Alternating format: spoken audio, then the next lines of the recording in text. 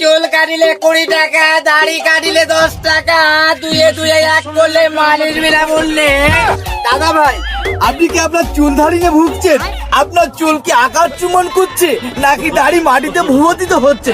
আর নয় চিন্তা, এসে গেছে আপনার চোখের সামনে। আপনি খুব সুলভ মূল্যে আপনার চুল ধারি কাটিয়ে নিতে পারবেন আমার কাছ থেকে। চুল মাত্র 20 টাকা, দাড়ি মাত্র 10 টাকা।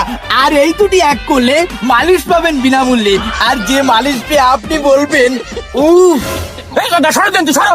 নিধি বাস্তিনের নিধির জ্বালানি চুলদারি বানাতে আছে। তোর মাথা নষ্ট।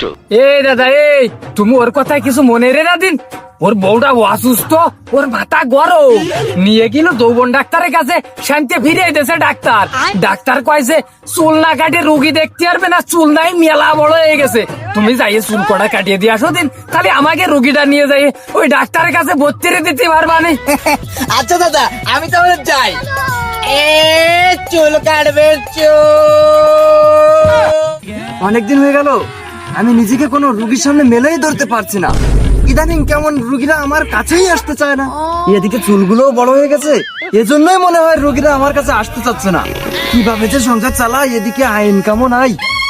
চুল কাটিলে 20 টাকা, দাড়ি কাটিলে 10 টাকা।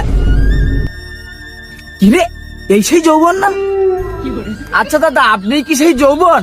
এই বেয়াদব, I am MBBS for messaging. লোকে আমাকে যৌবন ডাক্তার বলে ডাকে, তুই শুধু যৌবন বললি কেন? যাই হোক বাবু, আমি তো মূর্খ মানুষ, অত বুঝি না। তা ডক্টর যৌবন, আপনি কি চুল ধারিয়ে ভুগছেন? আর নয় চিন্তা, এসে গেছে আপনার চোখের সামনে। চুল কাটিলে 20 টাকা, আর দাড়ি কাটিলে 10 টাকা, আর দুয়ে দুই এক করলে মালিশ বিনামূল্যে। আমার মেসেজিং এর কোনো প্রয়োজন নেই, আমি নিজেই মেসেজিং এর উপর বিশ্বাস করেছি। তুমি আমার চুলগুলোই কেটে দাও তো বাবু। চুল কাটাতে আমার বাহাদুরি খেল বাবু, এক্ষুনি দিচ্ছি ছেটে। আরে এখানে না, এখানে না, এখানে তো এই উন্মুক্ত পরিবেশে আমি কিভাবে কাটবো? আমার তো লজ্জা করবে। ওই পাশে আমার জবের ভিতর চেম্বার আছে, ওখানে চলো। মাথায় তো চুল দেখতেছি না, এদিকে দাড়িও মেলা বড় না, তাহলে ও কাটবে ডাকি?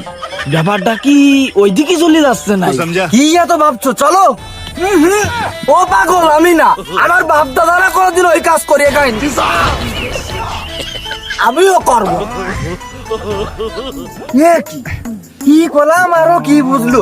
আমি তো নিজেই কিছু বুঝতে পারলাম না।